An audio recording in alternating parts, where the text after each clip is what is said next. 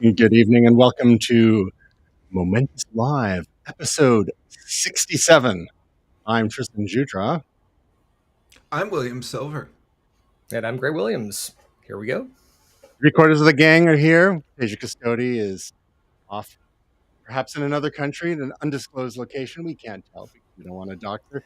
We look forward to having her back in a couple of weeks. You can find out more about Momentous at momentous.tv, twitter.com/momentoustv, facebook.com/momentoustv, instagram.com/momentous.tv, and on YouTube, search my name and find the Momentous playlist. William, Ray, pleasure to see you as always. Always, Let's follow up, shall we? Yeah, Last week, we talked about DALL-E 2 for doing some generative art, some AI-powered generative art. And I, in my lack of competence, forgot to mention another story that had broken that week, which was related, which was Google. Actually, maybe it had broken a little bit previous to that, and that's why I'd missed it. Google had talked about its own text-to-image generator that people have also been playing with online, in addition to DALL-E 2 and DALL-E Mini. Google has their system, which is called Imogen, and they decided to share a bunch of comparisons between the sorts of images that can be produced in their system versus DALL-E 2. For example, a horse riding an astronaut. On the right, we've got some images from DALL-E 2, and on the left from Imogen. They're not too far off. There's some different interpretations there. But when we get into things like a panda making latte art, well, DALL-E 2 basically put a panda's face in the latte art. Well, Google's Imogen actually 3 out of 4 times had a panda making latte art, and all nice little cartoony pandas. And so there's all sorts of comparisons being made whereby Imogen seems to nail it a little better, whereas DALL-E 2 seems to get colors mixed up, colors and subjects or objects mixed up, where, for example, asking for a yellow book in a red vase, DALL-E 2, 4 out of 4 times in this example gave a red book and a yellow vase, whereas Imogen got it correct almost every time. They 2 of the times they got the book color wrong, but it's interesting. They just trying to associate the color with the correct object. And then things like a black apple and a green backpack. Google's Imogen nailed it 4 out of 4 times, and DALL-E 2 reversed the colors each and every time. So this just shows you some of the progress still being made with DALL-E 2. There'll probably be a DALL-E 3 eventually, and Google is doing their own thing. None of these projects are standing still, but they all seem to have their own strengths and weaknesses. New York skyline with Hello World, written with fireworks in the sky. The DALL-E seems to have more like just traditional fonty kind of text, whereas in some cases, the Google version has slightly more scripty text that you might see in in the sky, courtesy of fireworks. One of the things that is tricky for DALL-E 2 is getting words correct. So we have a storefront with text to image written on it. I mean, yo, dog, I heard you like text to image, so I put text in your image, et cetera, et cetera. Exactly. DALL-E 2 just cannot get it right. DALL-E 2 has a lot of problem with words and faces, where in this, at least this example, Imogen nailed it most times. So in the link in the show notes, you can look at some a variety of examples showing where Imogen is just a little bit further ahead, and it's remarkable the sorts that both projects sorts of images both projects can generate. The style of art. Last week we talked about courtroom drawings. We've got examples here with sculptures. I saw one recently, a sculpture of Benjamin Franklin talking on a cell phone, and it nailed it. The Google Imogen just absolutely nailed it. So just thought we'd do a little follow-up on that story, since there's lots of interesting and sometimes scary stuff coming out of these various AI projects, and the text-to-image art is hopefully less scary, and hopefully not putting actual artists out of work. And Gray, as you mentioned last week, you thought this would be a good idea for like design prototypes and pitch decks, working with clients and whatnot. Whereas you don't have to hire a designer to mock things up; you can just have a computer barf some stuff out, and so people get the basic idea, and then you can have your designers do the actual design when it comes down to create a proper product or I design. think you mentioned Looper graphics, and I have to admit I'm vaguely interested in that because I like doing graphics. That's what I do for a living, but also the main point of what I do is the music. So it always seems like the graphics tend to hold me up, and I tend to be too fussy about things. So if I could just type in Panda Bear DJing on Mount Olympus, then that would solve all my problems. And just call it the Olympus Looper or something. I don't know. And then we can just have the AI do the music for you too. Gray, what do you think? That's coming next year. As someone who's not particularly artistically inclined with visual art, it's a neat thing because I can see things in my mind, and having the idea of the concept, I think is sort of that's the powerful thing here. A lot of traditional artists are able to take that concept and then bring that to life through talent and skill. And for those of us who are talentless and skillless in that particular area, this is a really nice piece of technology.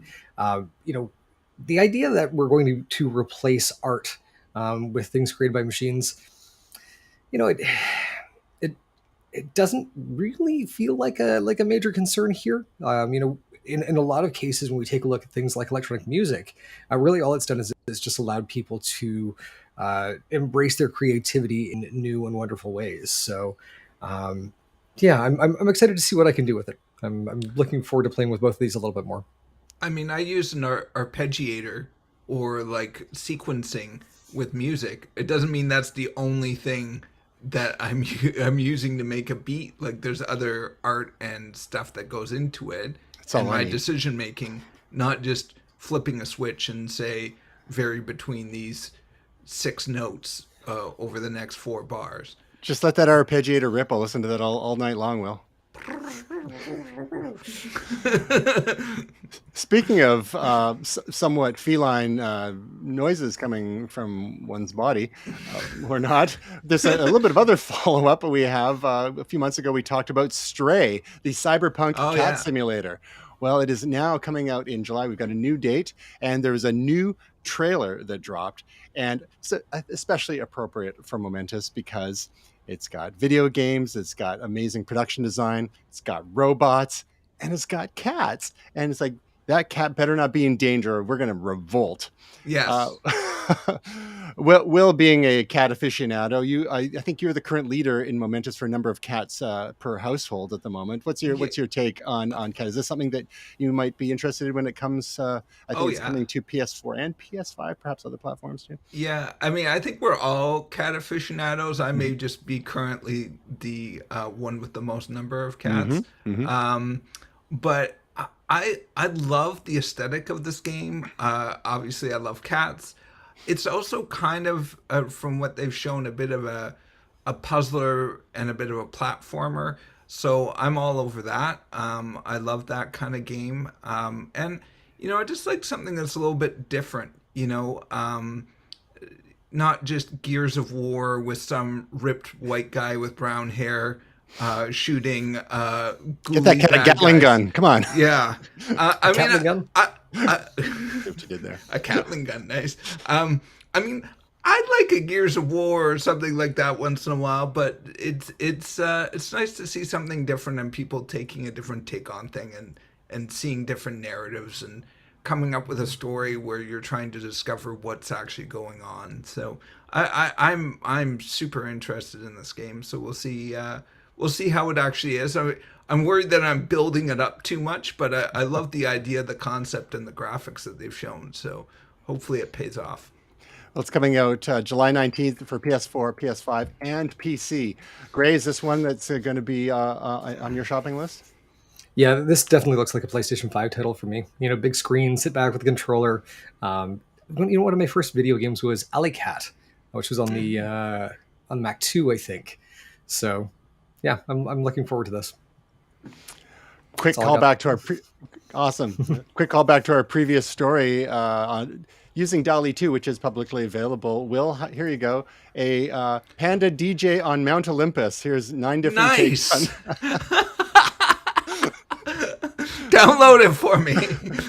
Will do. There are a couple are a little horrifying abominations, but Yeah, the one on the bottom left looks like somebody got smushed. So we'll save that for later, and you can use one of those in your next drops. All right, another quick follow-up on the crypto apocalypse that we've been enjoying the last few weeks. Great buying opportunity if you don't mind trying to catch a falling knife or find that dip exactly where it is. Another shoe dropped this past week with Three Arrows Capital, another DeFi platform, and BlockFi, one of their creditors, basically, which is a cryptocurrency lending platform in itself, announced that they had to liquidate them because Three Arrows Capital was over leveraged. And basically, we've had crashes before in the stock market and the crypto crash, but and in the crypto markets. But whenever people are heavily leveraged, and you have people buying on margin, whether it's 2x, 5x, 10x on some of these platforms, you can buy up to 100x leverage. When prices dip for whatever reason, even if it's temporary, and people get triggered, they get liquidated, their positions get liquidated by the lending platform, which causes a sell-off, which increases supply, which causes the price to drop further, and it just becomes this whole self-fulfilling prophecy, this domino effect, avalanche, whatever you want to call it. And this is, I think, what we're experiencing now with these it seems like one story per week coming out in the last few weeks, just driving things lower and lower. And over the weekend, we had Bitcoin drop below that significant $20,000 US mark. ETH got it below $1,000. I think went down to $897 US. And they've both since rebounded a fair bit above 20K and above $1,000. But those who are paying attention are scooping up, but you never know. There's additional resistance points for BTC or Bitcoin at 17,000, another resistance point at 14,000. So if you break below 20K again, and if you break below 17, it might go down to 14. That could get a little scary for some folks. You've got large organizations like MicroStrategy who've been putting a lot of their treasury into Bitcoin, and they claim to be safe as long as it stays above 3,500. So hopefully things won't get that bad. Although, again, great buying opportunity, but then it would take a long time for people to be made whole again if they bought near the top 69K or anywhere in between.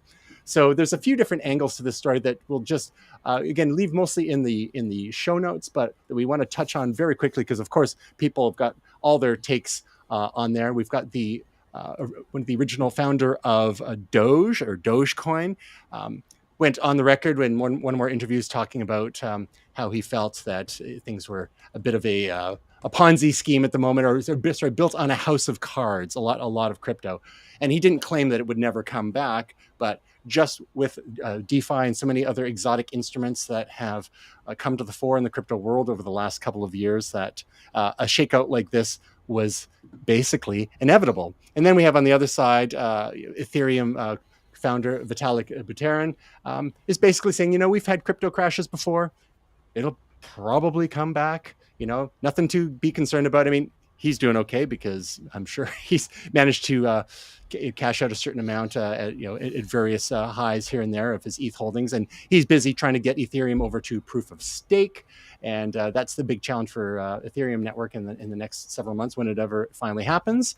And if it can survive that, I think the future looks bright for ETH. And then another just little angle to the story, where when you have crypto prices dropping, it becomes less profitable for miners, whether it's industrial scale miners that have warehouses full of mining equipment, dedicated mining gear such as ASICs, which can only be used for mining, but also for like hobbyist or enthusiast miners who are gobbling up graphics cards and to do mining at home for ETH and other compatible chains or tokens that you can mine on such hardware. Now, with the prices going so low, it becomes less profitable or even loss-worthy to engage in some of these mining efforts with the power requirements and, of course, the cost of the equipment itself. So now some gamers are maybe going to be happy that there'll be less demand on these graphics cards, so they can actually buy them for graphics. Or there may be people selling off their former mining rig cards on Facebook Marketplace, Craigslist, or what have you, eBay, so people can actually get them graphics cards they've been hoping to get, so they can actually do some proper gaming. Gray, let's get your take on this. This collection of stories, but it's mostly about the different aspects of where we're at in the current crypto winter. Sure. I mean, looking at the creator of Doge, I don't know that he's really had anything relevant to say for quite some time. Looking at DeFi, this one kind of feels like a broken clock right twice a day. The DeFi folks, we've seen a lot of move fast, break things type of behavior. Looking at how they've approached some of their products, they really has felt like, looking at how things are regulated in the traditional finance world and looking at the disparity between what's going on in DeFi, there is this vast gulf in between where good behavior can happen, not leveraging yourself 100 times. But we're asking people to take responsibility for their own actions here. And in some cases, it's greed driving a lot of, how they were behaving. It's not really a surprise to see some of these things kind of collapse in on themselves. Some of the more conservative approaches to DeFi, I think, are still running quite well. If you take a look at some of the things that Crypto.com is doing, if you're looking at what ShakePay is doing, things are just humming along there. They really haven't sort of missed a beat when it comes to this. But some of these financial products, basically, when they don't have a good business model, when they don't really have practical applications for the things that they're doing, people have sort of abandoned some of these services and some of these products, and really it's left a lot of the folks who created them high and dry, which, again, not surprising because they weren't bringing a whole lot to the table. When we take a look at sort of the highs and lows of Ethereum and how things are going, we already saw that. Sorry, 1 second here. Siri decided to take over there for just a moment.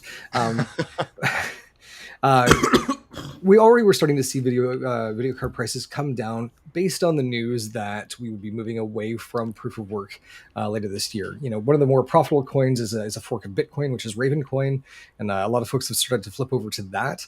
But you now can find things below MSRP, which, considering the MSRP on some of these cards is, anywhere between $600 to $1,200, and they were going for anywhere between $1,500 to $2,300. Not a huge surprise to see that as profitability drops out, people are basically trying to recoup their investment on these video cards by selling them out on the market and seeing a glut of cards come into the market. One, we're seeing gamers very happy. Folks are getting better frame rates and seeing better quality in their video games, and they're happy doing the things that these cards are supposed to do. And we're also seeing that I think some folks who were in the mining space probably will not be getting back in, even if prices do start to go up, just because I think they just don't have the capital anymore at this point. If someone's thinking of picking up a secondhand graphics card that may have been used for crypto mining in the past, what should they look out for to make sure it'll still perform properly? I'd probably want to see the card actually running inside a machine. The first thing that's going to go on these things is the fans. If there's any possibility of getting a log of the data of when it was running to see the temperatures it was running at, if you do buy a used card and you've got either janky fans or it seems to be running quite hot, you can actually pull that cooler off. You can get some replacement thermal pads for it. You can even get replacement fans for it. And if you're feeling particularly bold, you can even upgrade to a water cooling solution. I know a couple of people who have done that with used devices, and they're having a great time with it. When I got my 3080, I was noticing the temperatures were running quite high in games and in mining. And I was fortunate I was able to basically mine the value of this card in Ethereum to kind of make my money back last year. And that's kind of when I stopped. I'm like, I'm good. I've sort of leveled out. I've evened out here, so I'm fine. But I actually took the card apart, replaced the thermal pads in it, ended up getting the temperatures to drop about 20 degrees. So it's a really great way to go about extending the life of a card as well. And generally speaking, although some people say, well, a card that had been used in the past for for crypto mining may lose up to 10% of its capacity per year. I read that somewhere. And then others saying, well, no, actually it'll work or it won't. Perhaps some of that loss of capacity is due to things like the thermal efficiency, as you mentioned, the proper cooling, and even things like we've talked about with PlayStation 3s, for example, making sure that any vents in there are properly free of obstruction, clear the dust out and any other debris that may get in there, pet hair, and so on. I'm sure people aren't running these devices in clean room environments like microprocessor fab facilities. So some basic maintenance, like you mentioned, the easy stuff like the dusting, but then even the more advanced stuff like reapplying thermal pads, thermal paste, and whatnot for where possible and appropriate without mucking anything up too badly. You should get plenty of life out of said cards, even though they probably had a pretty hard existence. But doing some due diligence, like you said, is good there too. This is the equivalent of retirement for a lot of these video cards, so treat them nice. Will, how low has crypto got to go for you to take the plunge? I don't know. It's definitely getting interesting. I think to Gray's point, I'm not going to do anything but a blue chip cryptocurrency. I'm not going to do any of these sketchy products or Ponzi schemes. I think I'm good with Bitcoin or ETH. But again, that just like stocks, when you buy a blue chip, that you're going to pay for a blue chip, right? So some of these smaller ones are kind of like penny stocks in that way. It's like you take a bit of a gamble, but the rewards are far greater if you do that. But I mean, at the same time, as they say, buy the dip. I mean, if it's going low, this is sort of some of these things. It's like the lowest they've been in a couple of years, so it's probably not a bad time to get in now, if you're going to get in. And this is not financial advice, just to quote Gray, not financial advice, just things that I feel. It sounds like Solo's giving some advice of some kind there. And with any of these things, like I think that's a good point. Will, anyone who's perhaps crypto curious, but wants to is a little conservative in their investment approach, if you stick to the big ones like BTC and ETH, and don't leverage yourself, right? Like that's the thing, is like you only lose money if you sell, if things go in a dip and you sell, but you might be forced to sell if you're highly leveraged, right? That's where people are getting themselves into danger. So, but that's true with anything. Like this is the mortgage crisis of 2008, right? That wasn't stocks, that wasn't cryptocurrency, that was housing. The stock market was involved, but it was people spending too much on houses, and that's one of the things people are worried about now. People who just bought in the last huge selling crisis, at least in Vancouver, where people were bidding $200,000 or $300,000 over asking, and now if interest rates go up, are they going to be able to afford that inflated mortgage if they're on a variable mortgage? Sorry, this is becoming the financial podcast and not the tech podcast. But can they afford it if their variable mortgage goes up, if we get to higher percentage rates, and they paid way over assessed value? Is that, are they going to be able to survive? I worry about people. Or even if their fixed mortgage comes up for renewal, maybe say like next year, and then Momentous Live is brought to you from a cardboard box streaming live. I was going to say car, but cardboard box. Okay. Yeah. Hopefully you hit the car first and then the cardboard. It's a family box. Tradition. All right. On to some new news. Speaking of having nothing at the end of the crash, Nothing has revealed the design for their Phone 1. We saw from Nothing a few months ago their nice looking earbuds, and they call the 001, I believe. Nice, some transparent elements, looked pretty cool, a little different than anything else out there. We're finally getting a sneak peek of the Nothing phone, which I believe will be officially announced next month. But the way leaks go, they figured they would pull a Google and get ahead of the curve and just start sharing some images now. And then we've even got some YouTubers and others have been sharing their hands-on experience in some cases. We've got Marquez Brownlee, MKBHD, managed. I guess they sent him one because he's pretty influential in the tech space nowadays, and gave a little demo showing what one of the most intriguing features for this model does, and that is the LED strips on the back of the phone, which are used for different sorts of notifications, which you can configure in the built-in app. The look here, almost like this naked robotic core sort of look, is pretty cool. In some ways, kind of looks like an iPhone 12, but with a clearer back. But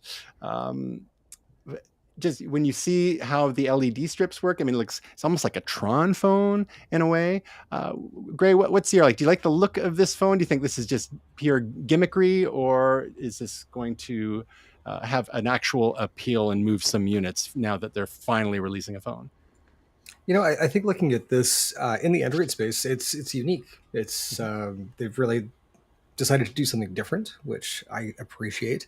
I've seen in the past, and I think you probably had this on at one point, using the flash on your phones to indicate when you have a message or when there is an alert that you need to pay attention to. And that was always, it's quite a sharp, bright light, which is, it's not really a pleasant experience. So looking at this and seeing a new way of interacting with the user, I think nothing's onto something here. I don't know if it's something I would necessarily be interested in. For me, the Apple Watch is actually kind of my more desired way of interacting with my phone. Instead of getting flashes or beeps, I get this small buzz on my wrist. I've got all the sounds off and everything, and it's just that tactile sensation of, okay, I've got something I need to pay attention to. The moment that you start adding lights and sounds in, that's no longer a personal experience. It now is involving other people around you. And so I'm not sure that that's something I would like to do, but I'm curious to see how people react to it. I think looking at the Android space, this is actually going to catch a lot of attention. Will, would you?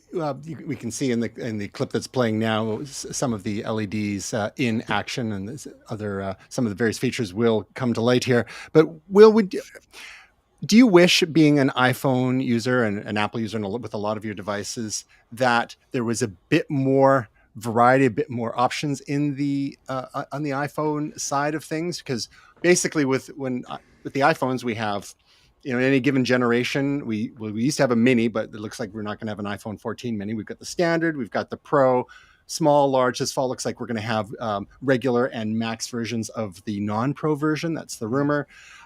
And then for the olds, you've got the iPhone SE, if you still want the button. And we'll see how long that lasts when the SE3 comes out in a year or two. Will they finally go full screen and get rid of the home button, which so many people are really attached to, that classic style? Mm-hmm. But aside from those little variations, like size and capability, and the one variation of form factor, that's basically it if you're on the Apple iOS space.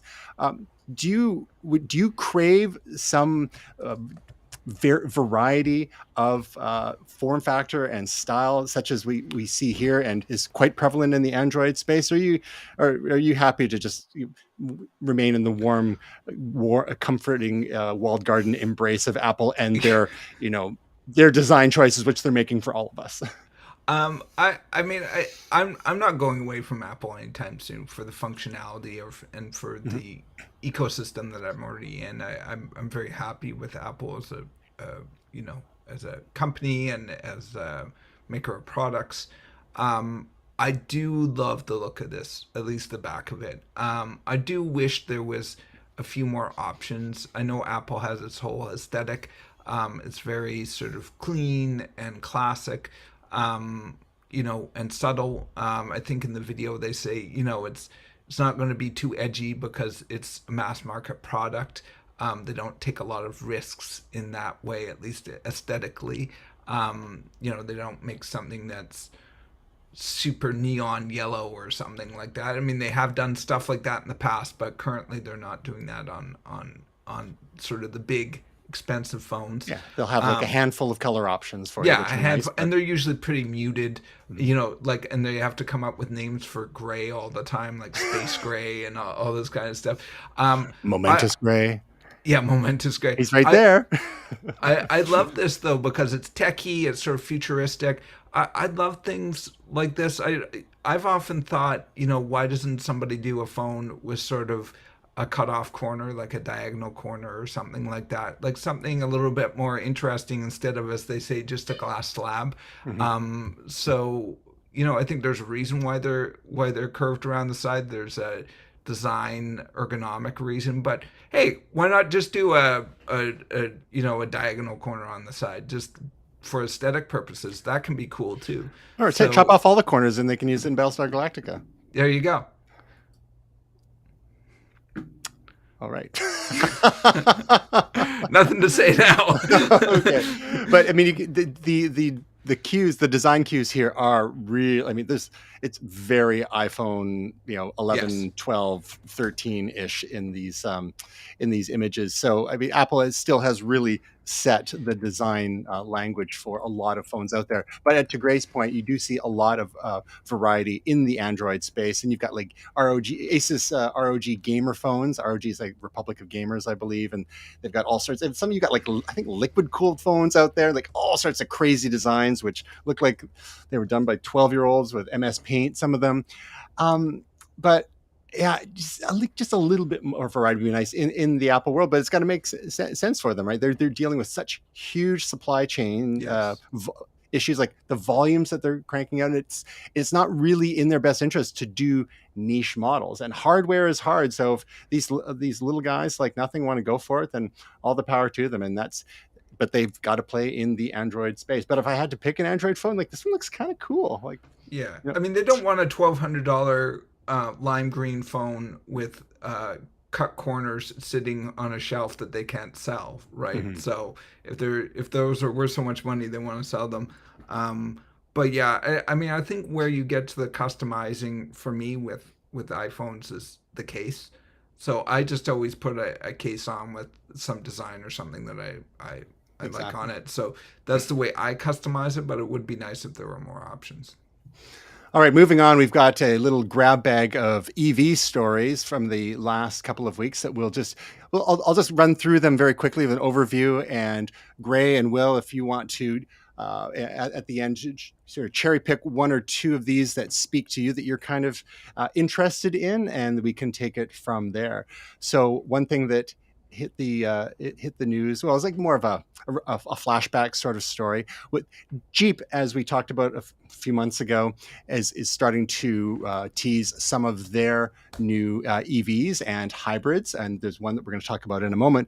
But there's actually back in 2009 teased a number of designs, including this Jeep Wrangler EV that made the rounds but didn't really end up actually going anywhere. And they sort of demonstrated some design concepts for their standard line and across the board, but EV versions. And of course, they have to have giant letters that say EV on them, so you know what you're looking at. And they have this nice green color and so on.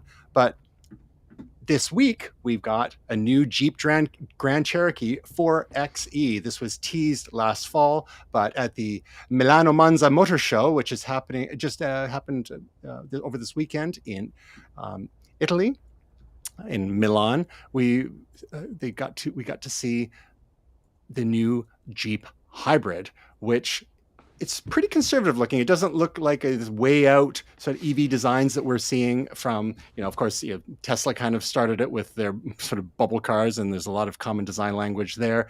And we've had the BMW i3, which was quite different looking, and even recent offerings from Kia and Hyundai share the EV6 and the Ioniq 5, which share a platform but radically different body styles. Jeep, with this model, this hybrid anyhow, is going for a bit more conservative. It looks kind of like a regular Jeep Cherokee, just grown up a little, and EV, not entirely different from what we've seen with the Toyota Highlander EVs.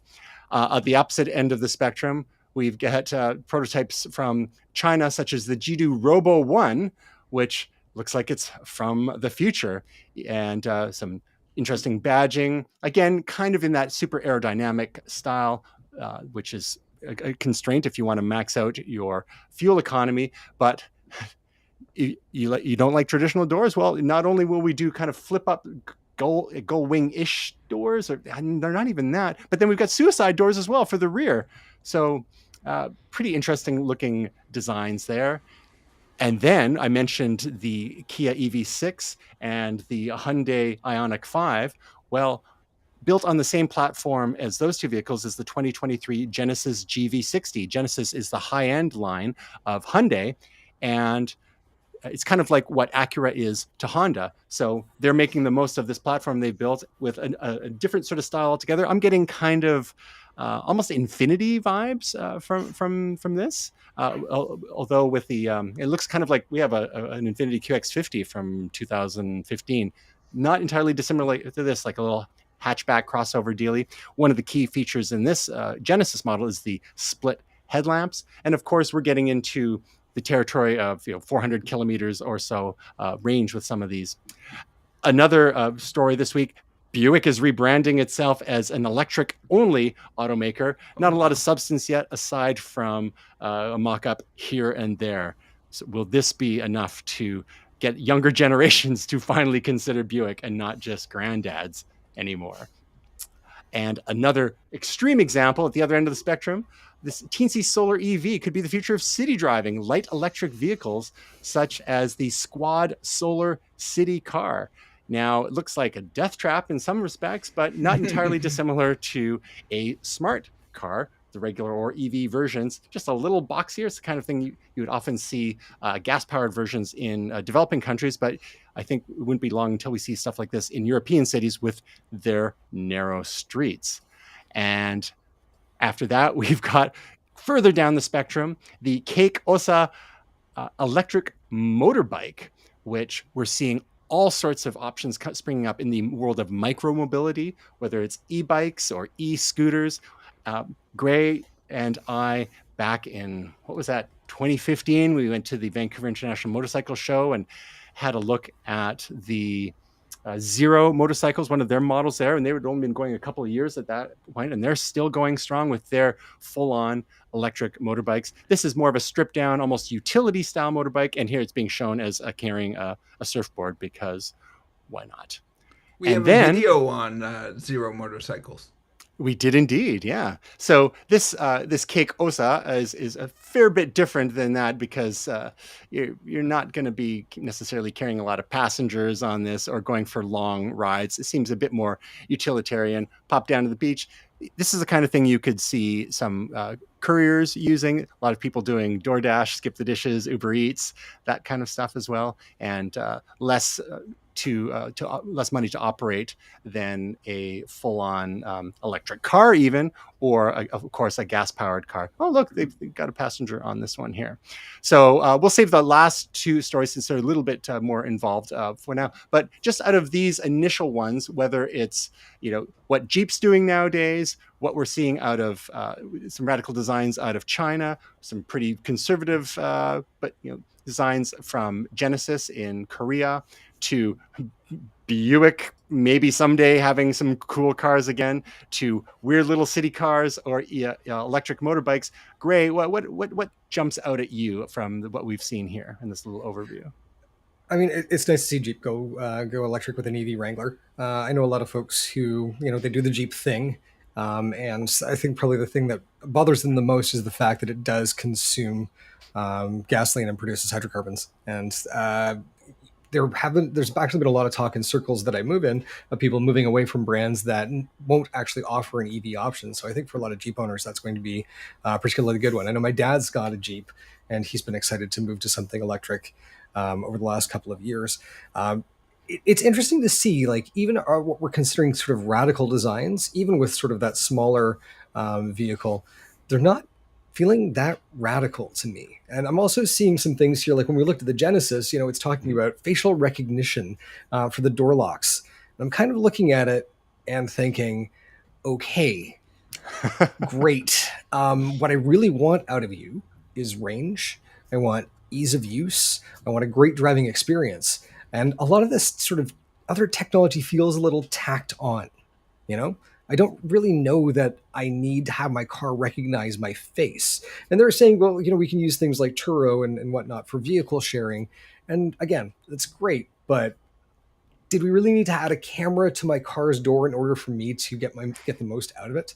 I actually, just this past weekend, I took a 1994 Ford Econoline van, converted camper van, up into the mountains where there was no signal. It was an absolutely glorious experience. And I was thinking to myself, I would absolutely get one of these if it didn't do what it did when I got back, which was cost me $100 for half a tank of gasoline.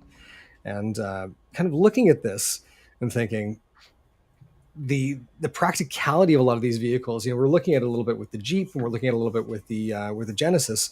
I really I would like to see something that is filling in a lot of these gaps here. We've seen some things from Volkswagen and a few others with camper van style things. And that's really where my attention is going. That's kind of why I'm sticking with looking at Rivian and a few others right now, because that is where I want to be with an EV. So yeah, the Jeep Wrangler model, it was the 4XE was I think coming out before the Cherokee, because the Cherokee is actually a hybrid, but definitely in terms of utility and for the traditional Jeep driver, the Wrangler seems to be the one to look at, whereas the Cherokee is more for those hauling kids around to soccer games and stuff like that. Will, from our little overview there, what jumps out at you most that you might be intrigued to perhaps take a little spin on? I sound like a bit of a broken record, but I actually like the Jeep Wrangler. I think I've often said in the past that I want an electric car to look a little bit like a car. I like, and maybe a little bit what Gray's saying is like, it's nice with the bells and whistles or rethinking everything from the beginning. But also I just want a car that works and looks like a car. I mean, I don't need something that looks like an atomic space bug. Like the BMW i3 or whatever.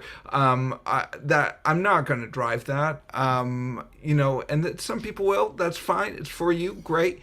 I like this because it looks like a real Jeep. It does. I prefer this over something like a Grand Cherokee, which I think is a little bit too big for me. And I like the old classic look. It makes me think of an old Willie Jeep, which obviously I'm personally attached to because of the name. Yeah, I love sort of the lineage and the idea of the Jeep Wrangler. So that would be the one for me. The Chinese offerings look really slick, really cool, kind of luxurious, but also a little bit crazy. So that would be the other one that might catch my attention. I think, was it Buick? What I would say to Buick is, cool story, bro. Why don't you make one not in Photoshop and we'll start talking? Yeah, fair enough. But I think with some brands, they're like, hey, we're working on it. Please don't forget about us. But they're the last to reveal their actual electrification plans. They teased some stuff last year, but I mean, Wildcat, look at that. Like, it's a very different. This is not your father's Buick. Right, that's their whole commercial right now. Like they're just so desperate to get younger people into a Buick. Yeah, and I imagine back in the day, like in the mid '50s or something, like Buick was a thing. But then they weren't really able to secure new audiences, like younger generations, unfortunately. Yeah. But whereas others, such as like say maybe I think Corvette may have done a better job, even though it's it's equally almost as old. We got people like Tasia who like love them some Corvettes, right? So and Cadillacs. I mean, I don't know what they're doing in the EV space, but they've had a couple rejuvenations throughout the years. So one of the other stories that we're linking to for people's reference more than anything is that we've talked a fair bit about different pickups, EV pickups available, such as the Ford F-150 Lightning, Tesla with Cybertruck when it comes out eventually, the Rivian, which Gray's showed quite a lot of interest in. Then we've got others from GMC and Chevy.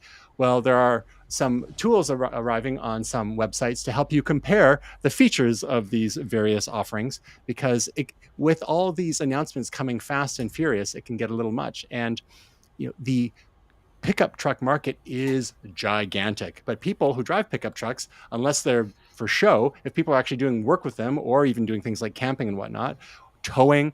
They need to know some things like what is the towing capacity, how much horsepower do they actually have. Range is super important. Power, we have got these giant batteries that can be used to power your tools and so forth. So we'll include a link to a great article that CNET ran a few weeks ago, helping compare some of the offerings that are on the market or coming from the market. And even when things are currently on the market, good luck getting one for a year or two, because the wait lists are really piling up.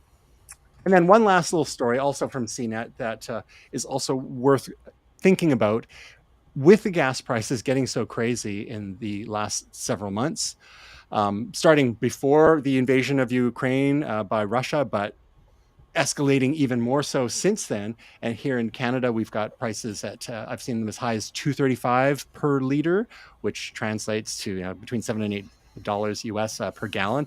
And in the US, the average price of gas broke $5 US per gallon for the first time. That's the average. In California, it's higher. Other places, it's lower. So people are going like, oh, the gas bills are literally double what they may have been, just a couple of years ago. And so it's getting a little much for some folks. So of course, the natural thing you have to ask yourself, well, should we get an EV to save money on gas? Because every time you're filling up, just as you did the other day, Gray, that's painful, right? But how much does an EV cost, and when are you going to break even? So what this article does is breaks down the different considerations, because one of the things about your existing car is that it may be already paid for. And if it's not, in either case, you would have to sell it, take the depreciation on it, and then go and buy something new, which a lot of times are going over MSRP because of such demand for EVs right now, or even an EV in the used market, unless you get really lucky, is going to be much more expensive than it was even a few months ago. I mentioned back in January, we got really lucky and picked up a secondhand 2016 Kia Soul EV, just a short range commuter car, great for city, great for most of our driving since we work from home. But those finds are few and far between. And the bottom line with the average person looking for the average sort of car is that your break even compared to your gas car is not going to be for about 13 years. So there are other reasons to consider EVs, of course, the less maintenance costs, but also, the impact on the environment, CO2 emissions and so on and so forth. But if you're looking at it purely, to save money on gas, it's important to look at it a little bit more closely. Maybe if it's a second car and you can find a used one, you've got your gas one for your longer trips and whatnot, and you're not spending lots and lots of money on a high range EV, the calculus might be a little bit different for you. But just a great resource for anyone thinking about the stress of these existing high gas prices, and is now the time to make a jump to an EV. Again, even though it could be, some of the waiting lists are as much as 2 years for some models. Praise. I know, Gray, that you've been looking at the Rivian and maybe considering other ones that are camping compatible, especially. Where are you at right now in your whole thought process? I've got 2 years left on the warranty on the Mini, and about a year left in the payments on them. So I think it's probably going to be out of my life in about a year. I think I do want something that's going to plug into the wall in about a year's time, and whether that is the final answer, or whether that is something that gets me to the place where I rent the EV that I take camping, we'll see. We're not driving that much. I mean, I've had the car for 4 years, and it's got 48,000 kilometers on it. So it's not that we drive a whole lot. But when we do drive, we drive. We're out to Merritt, or we're out to Red Rocks, or wherever. So it's my use case in specific is really, I'm not going to be filling up on a day-to-day basis, but the importance of not polluting the environment is that high to me that I think I would pay the premium. So yeah, it's a very strange place to be in right now, where I'm not paying a ton for gas because I'm not really buying a lot of gas. But when I do pay for gas, I'm paying more than I want to, and I'm doing more damage to the planet than I want to. So, right now, if Volkswagen were to come out with a Westphalia bus that was an EV that could get me to Merritt and back, they'd have my money, no question. We'll see if that ID buzz ever actually materializes. We've talked about it a few times here on Momentous Live, but then I can get one and finally live in it. All right, Will, are you ready? Yes. Sounds like, according to the director, Joker 2 may actually be a musical, with Lady Gaga starring as Harley Quinn. Now, are you one of the fans that is saying absolutely not? Or are you one of those folks who go, maybe this is the only way they could possibly do a sequel without it being a pale imitation or even a parody of the first one? Look, I mean, I think people always overreact to trailers, and I mean, we haven't. We're not We don't even have a trailer anything. yet. This is like we don't this even is have like a script trailer that the director has said, "I've finished the script, and this is what we're thinking." And people are like, "What?" And the other thing is that, also keep in mind there's shows that have done musical episodes or backwards episodes or things like that. They quote in this article Brave and Bold, which is a Batman animated show that did a musical episode, which was quite good. There's been weird episodes of Community where they were all animated G.I. Joe characters. I mean, so, give artists a chance, let them try something. I know this is a movie, it's a bit different than a show because a show is sort of long form. You have lots of episodes to recover from one crazy episode. But I think, let people try something. Let see it first and then make up your opinion. It's like, we don't know what it's going to be like. It's not going to be Cats. There's going to be songs that are going to be about Judi Dench murder or something. I don't know. Just take a breather. I think people just overreact too much. Gray, what do you think? I know that you are musical adjacent in your in your past anyhow. Are you open to a Joker musical, or does this just seem a bit too again gimmicky? We're talking about gimmicky phones. Is this a gimmicky movie, or is this a serious endeavor that we should pay attention to? I think it's the right choice. Mm-hmm. Looking at Joker, it came out in 2019, and it seems to evoke a lot of the attitudes and feelings that we saw from a lot of the folks on January 6th and with the attack on the Capitol. The idea we live in a society was actually carried forwards as a rallying cry for a lot of the folks in that group.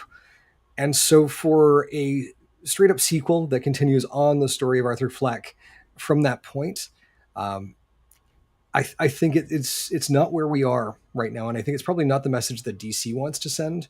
Looking at this, the idea of the disenfranchised, uh-huh. Yeah, the idea of the disenfranchised, having a voice is an important thing, and the way that they handled it in the first one, I think, was a very intriguing look at what can happen when someone has that voice taken away from them, or basically has life has put them on mute, and took back that power quite violently in the film. And we saw a lot of people, I think, carry that ethos in their mind into that day in a very negative way. So I think looking at this now, it's almost, if I'm seeing where they're going with this, I think it's probably going to be a character study on what comes next, and it would be interesting to see. The idea that Harley Quinn is going to be in this, I don't know that it really sits well in that universe, because it didn't really feel like that's where this was going. So I'm curious to know how that all fits together, because it really seemed like Joker was sort of an intersection of the DC universe and where we were as a society. And I think this is probably taking it in a different space. So taking that sort of ethos of the first film and showing perhaps the audience that took the wrong message from it, that it was the wrong message, I think might be a good way to do it. And doing it in song is one hell of a way to make that point. Can I also add, and I totally agree with Gray, that so people didn't think that you could do a story about Treasury Secretary Hamilton and do it as a musical and people enjoy it. The other thing is, my brother and I often joke about the pitch meeting for Hogan's Heroes. It's a group of World War II POWs in a Nazi POW camp, and it's a comedy. Yep. So, I mean, I believe the tagline was, if you loved World War II, if you liked World War II, you'll love Hogan's Heroes. I know nothing. So just like, that was a callback. Things sometimes don't translate on paper. You don't know what it's going to be. You haven't read the script. So, and what about the actual vocal performances we might expect? Some people will question, well, can Joaquin Phoenix sing? But if you saw Walk the Line, which came out in the late 2000s, I believe, the biopic about Johnny Cash, and also starred Reese Witherspoon, I believe, as June Carter Cash. Remarkable movie. They both did all their own singing for that, as far as I can recall. So I think we're okay. And Lady Gaga's obviously got the pipes. Gray, what do you think about casting Lady Gaga as Harley Quinn, especially given your concerns about whether it's the time for Harley Quinn in this kind of universe?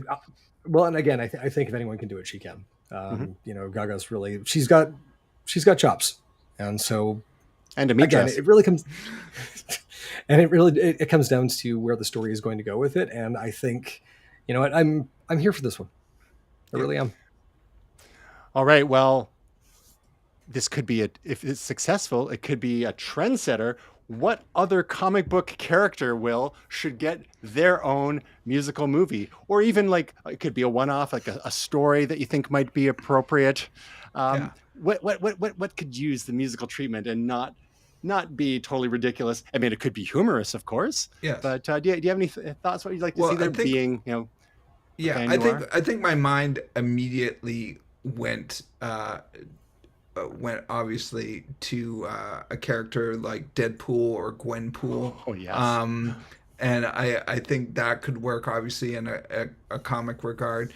I would say Howard the Duck as well, but I want to see a serious Howard the Duck movie first. So those are sort of where my mind goes right away. So yeah, I think those would be two that pop out for me. Well, and before I jump in, I'll let Gray share his thoughts there, because you just reminded me of something. Go ahead, Gray. Really, only one answer for this for me, which is the Ryan Reynolds Green Lantern. It's the sequel that we wanted, the sequel that we need, and it needs to be done in song. How about the behind the scenes of the Ryan Reynolds, like a comedy about the Green Lantern movie, which was Ryan Reynolds' CG suit. You guys are twisting a little like the producers, but with Ryan Reynolds. Yes. And Green Lantern. Yep. There it is. Where's the pitch? Springtime for Green Lantern. I just want a real Hal Jordan Green Lantern movie someday. He was my guy. Unfortunately, you were going to get Hal Jordan and Joanne McLeod with the body break Green Lantern. Yes.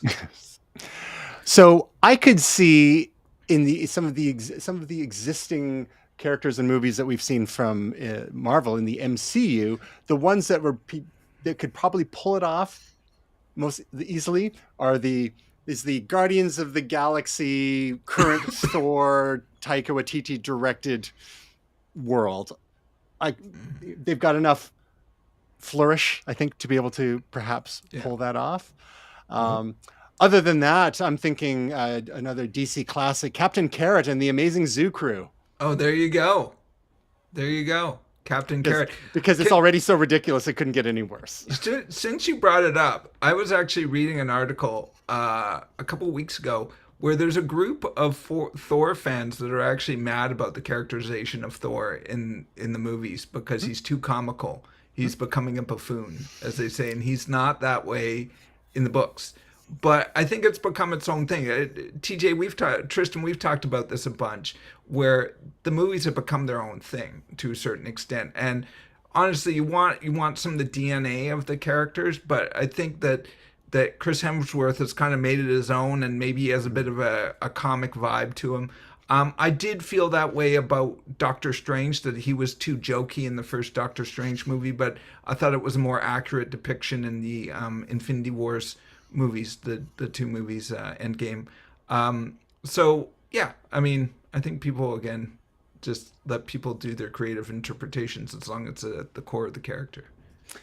And just to put a bow on this, the superhero inspired musicals, it would be a shame for us to not include what we saw in Hawkeye. Oh yes, Rogers the Musical. Do you know I sing that song sometimes? I can do this all day. Yeah.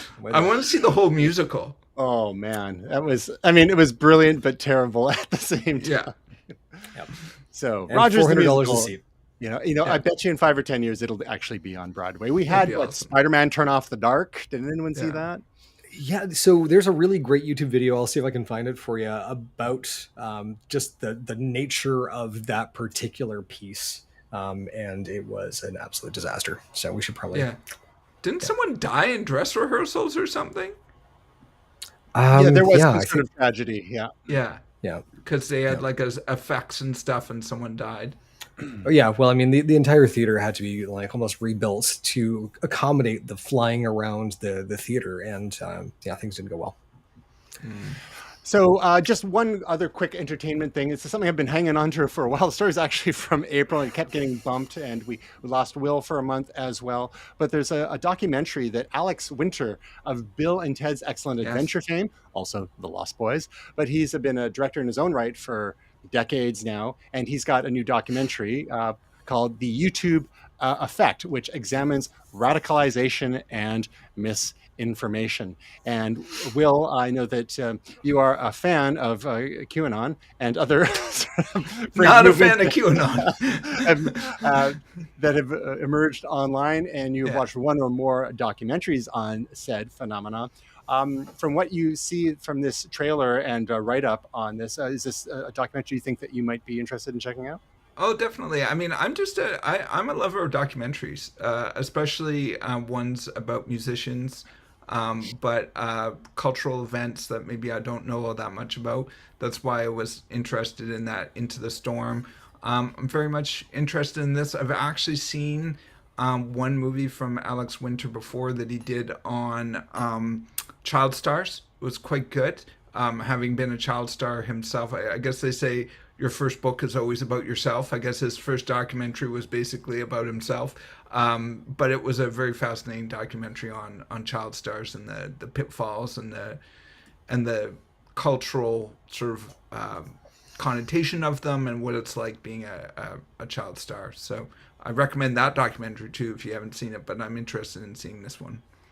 Now, Gray, as an enthusiast of January 6th and all that has flown from that, do you think a documentary like this is going to make a dent in, in people's media consumption habits or social media habits, especially? Are people going to see these kind of documentaries and go, oh, wow, maybe I should think a little harder about the sort of information I'm consuming online? Or is this just another example of preaching to the choir? I know a few people have actually watched. There was I think it was How Fox News Stole My Dad or something like that. I own it on iTunes, and I've seen a few people who have watched that, and it has turned around how they see some of the more manipulated media, and so looking at this, hopefully this will actually get people to take a look at some of the alternative news sources, I suppose, that they're indulging in, and perhaps even some of the rabbit holes that they go down. I've basically been going through and trying to curate my own YouTube feed and noticing when you're looking at certain topics that are adjacent to other things, and they start recommending people who are in the space where they do radicalize people, and these things are popping up in my feed. You can see how people could, in a moment of vulnerability or looking for some connection with others, would actually follow these things down and end up radicalized. So hopefully this is something that can help out. All right, so on to our picks of the week. Before we wrap up here, Will, it's like it's the late 80s, early 90s all over again. Yeah. So I've been looking forward to this one for a while. It's Teenage Mutant Ninja Turtles Shredder's Revenge. Yeah, What's it's the deal with this basically game? we're going back to those classic arcade cabinets, the 4 players, where it's basically a side-scrolling, I guess semi 3D or 2.5D beat 'em up.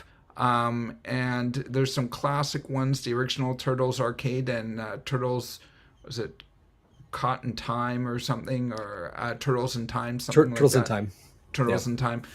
So this really sort of takes that whole 90s pixelated kind of vibe, and it's just really fun to see them going back and doing this again, and just something that's fun, mindless sort of beat 'em up. You don't need to, you know, build a nuclear bomb by collecting bottle caps from the devastated wasteland of New Vegas. So it's a little bit more on the light side and just pick up and play kind of thing. And so this is available for the Nintendo Switch, correct? It's also available for just about every system that you can download it on. I believe it Xbox, PlayStation, PC.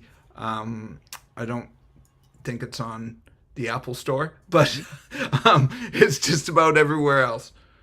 And so what will you be downloading it to? I think actually PlayStation.